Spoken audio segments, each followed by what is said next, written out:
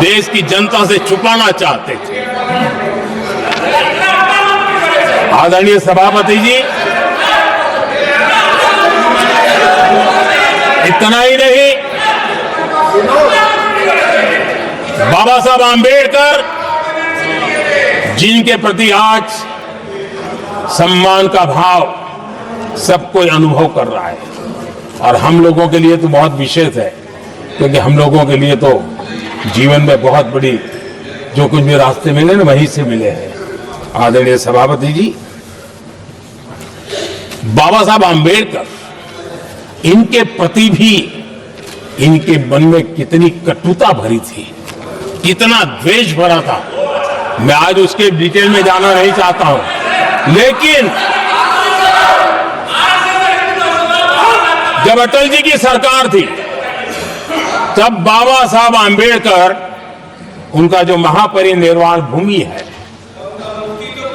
वहां पर अलीपुर रोड पर अटल जी की सरकार में बाबा साहब आंबेडकर जी के स्मृति में एक स्मारक बनाना तय हुआ। अटल जी के समय यह नहीं हुआ।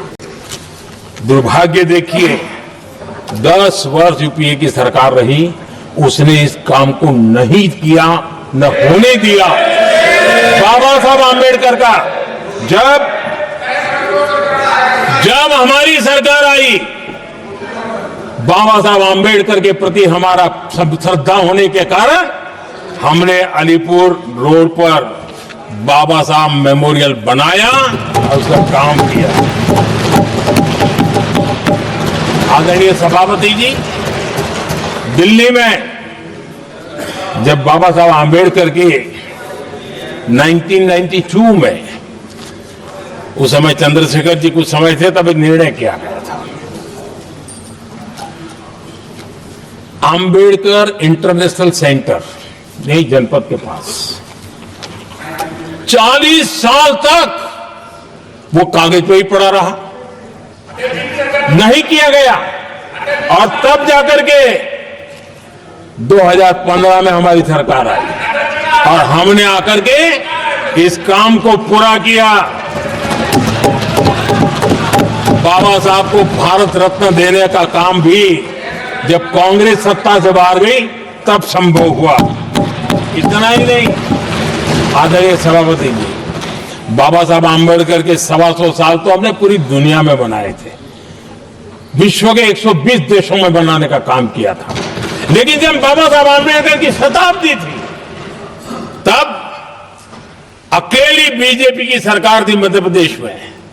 सुंदरलाल जी पटवा हमारे मुख्यमंत्री जी थे, और महू में जहां बाबा साहब आंबेडकर जी का जन्म हुआ था, उसको एक स्मारक के रूप में पुनर्निर्माण करने का काम सुंदरलाल पटवा जी जब मुख्यमंत्री थे तब मध्य प्रदेश में हुआ था।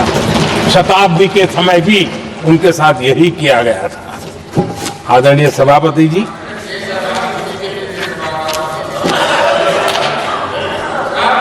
हमारे देश में बाबा साहब आंबेडकर एक दीर्घदृष्टा थे। समाज के दबे कुचले लोगों को मुख्य धारा में लाने के लिए वो प्रतिबद्ध थे, और एक लंबे सोच के साथ भारत को अगर विकसित होना है तो भारत का कोई अंग दुर्बल नहीं रहना चाहिए, ये चिंता बाबा साहब को सताती थी। और तब जाकर के हमारे देश में आरक्षण की व्यवस्था बनी। लेकिन वोट बैंक की राजनीति में छुपे हुए लोगों ने, डूबे हुए लोगों ने धर्म के आधार पर, तुष्टीकरण के नाम पर आरक्षण के अंदर कुछ न कुछ नुक्सेदेनी करने का प्रयास किया, और इसका सबसे बड़ा नुकसान SC, ST और OBC समाज को हुआ है। आदरणीय सभापति जी, आरक्षण की कथा बहुत लंबी है। नेहरू जी से लेकर के राजीव गांधी तक कांग्रेस के प्रधानमंत्रियों ने आरक्षण का घोर विरोध किया है। हिस्ट्री कह रही है, आरक्षण के विरोध में लंबी लंबी चिट्ठियां स्वयं नेहरू जी ने लिखी है, मुख्यमंत्रियों को लिखी है, इतना ही नहीं, सदन में आरक्षण के खिलाफ लंबे लंबे भाषण इन लोगों ने किए हैं। बाबा साहब आंबेडकर समता के लिए और भारत में संतुलित विकास के लिए आरक्षण के लेकर के आए, उन्होंने उसके खिलाफ भी झंडा ऊंचा किया हुआ था। दशकों तक मंडल कमीशन के रिपोर्ट को डिब्बे में डाल दिया था। जब कांग्रेस को देश ने हटाया, जब कांग्रेस गई, तब जाकर के ओबीसी को आरक्षण मिला, तब तक ओबीसी को आरक्षण नहीं मिला। ये कांग्रेस का पाप है। अगर उस समय मिला होता तो आज देश के अनेक पदों पर ओबीसी समाज के लोग भी देश की सेवा करते, लेकिन नहीं करने दिया, नहीं होने दिया। ये पाप इन्होंने किया था। आदरणीय सभापति जी, जब हमारे यहां संविधान का निर्माण चल रहा था, तब संविधान निर्माताओं ने धर्म के आधार पर आरक्षण होना चाहिए कि नहीं होना चाहिए, इस विषय पर घंटों तक, दिनों तक गहन चर्चा की है, विचार विमर्श किया है और सबका मत बना है कि भारत जैसे देश की एकता और अखंडता के लिए धर्म के, संप्रदाय के आधार पर आरक्षण नहीं हो सकता है। सुविचारित मत था, ऐसा नहीं कि भूल गए थे, रह गया था। सोच विचार कर तय किया गया था कि भारत की एकता और अखंडता के लिए संप्रदाय और धर्म के आधार पर यह नहीं होगा। लेकिन कांग्रेस ने सत्ता सुख के लिए, सत्ता भूख के लिए, अपनी वोट बैंक को खुश करने के लिए धर्म के आधार पर आरक्षण का नया खेल खेला है, जो संविधान की भावना के खिलाफ है। इतना ही नहीं, दे भी दिया कुछ जगह पे और सुप्रीम कोर्ट से झटके लग रहे हैं। और इसलिए अब दूसरे बहाने से बहाने बता रहे हैं, ये करेंगे वो करेंगे। मन में साफ है, धर्म के आधार पर आरक्षण देना चाहते हैं, इसलिए खेल खेले जा रहे हैं। संविधान निर्माताओं के भावनाओं पर गहरी चोट करने का यह निर्लज्ज प्रयास है। आदरणीय सभापति जी, आदरणीय सभापति जी,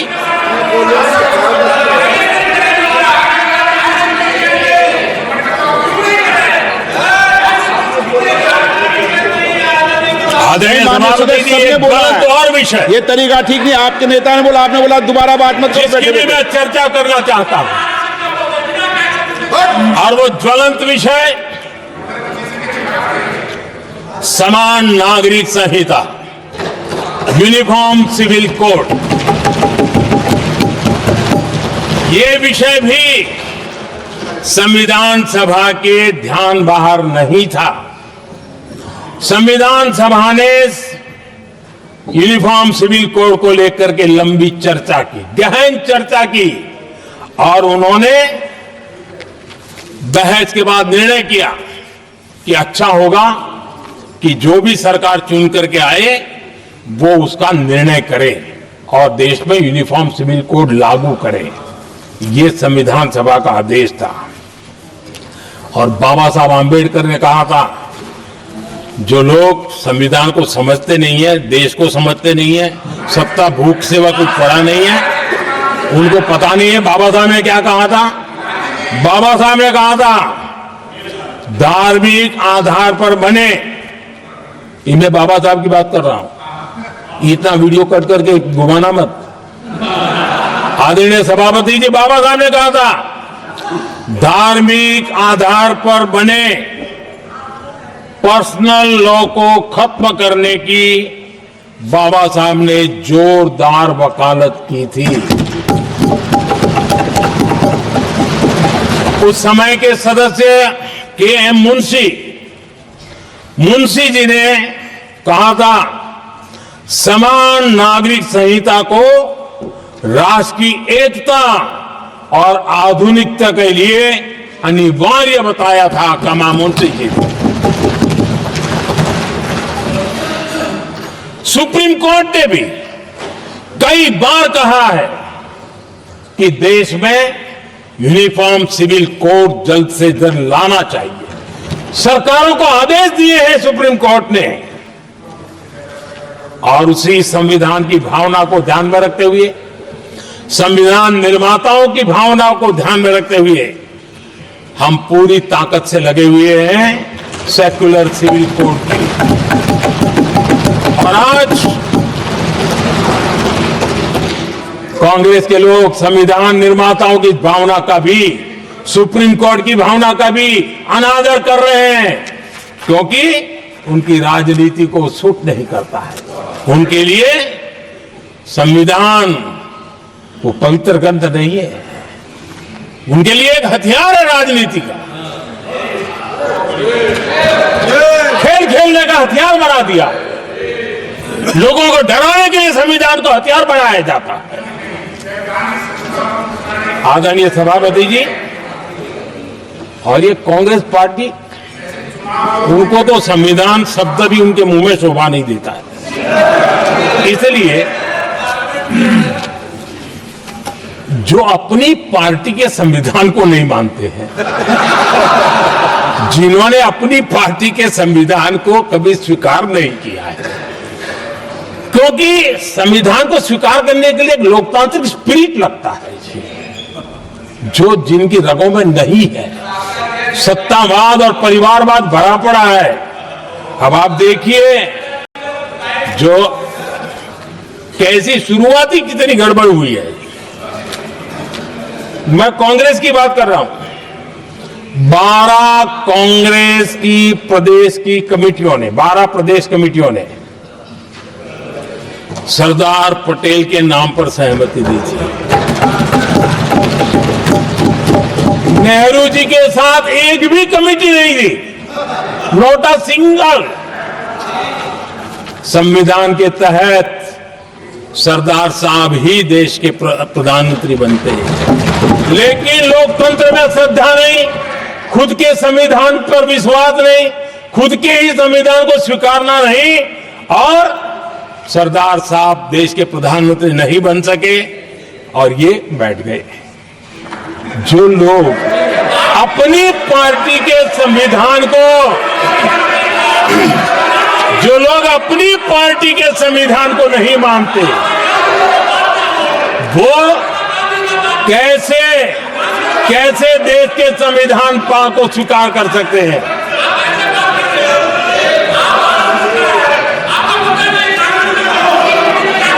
आदरणीय सभापति जी,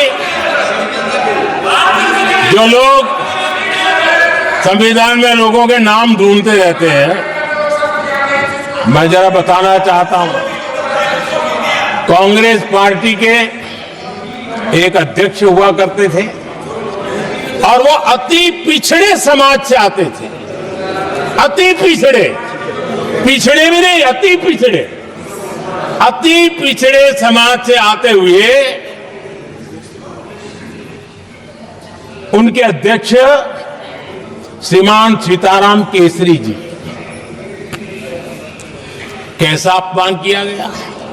कहते हैं बाथरूम में बंद कर दिया गया, उठा करके फुटपाथ पर फेंक दिया गया।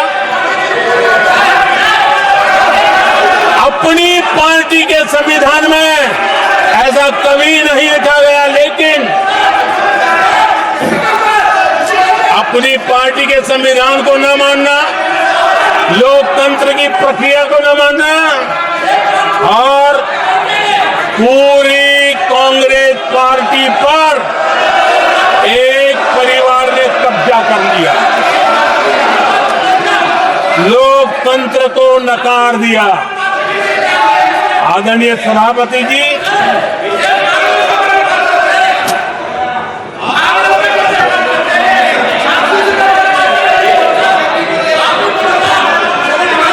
तो आपके सदस्यों ने क्या क्या बोला था ठीक नहीं है। आप जब सदन के नेता बोल रहे हैं तो सदन की मर्यादा को रखो, आदरणीय अच्छी सभापति परंपरा जी, को बनाओ। संविधान के साथ खिलवाड़ करना, संविधान के स्पिरिट को तहस नहस करना, ये कांग्रेस की रगों में रहा है। हमारे लिए संविधान, उसकी पवित्रता, उसकी शुचिता हमारे लिए सर्वोपरि है। और ये शब्दों में नहीं है, जब जब हमें कसौटी पर कसा गया है, हम तप करके निकले हुए लोग हैं। मैं उदाहरण देना चाहता हूं। 1996 में सबसे बड़े दल के रूप में भारतीय जनता पार्टी जीत करके आई, सबसे बड़ा दल था। और राष्ट्रपति जी ने संविधान की भावना तहत सबसे बड़े दल को प्रधानमंत्री के शपथ के लिए बुलाया और 13 दिन सरकार चली। अगर हमें संविधान के स्पिरिट के प्रति हमारा भावना न होती तो हम भी ये बांटो, वो बांटो, ये दे दो, वो दे दो, इसको डिप्टी पीएम बना दो, इसको ठिकाना बना दो, हम भी सत्ता सुख भोग सकते थे। लेकिन अटल जी ने सौदेबाजी का रास्ता नहीं चुना, संविधान के सम्मान का रास्ता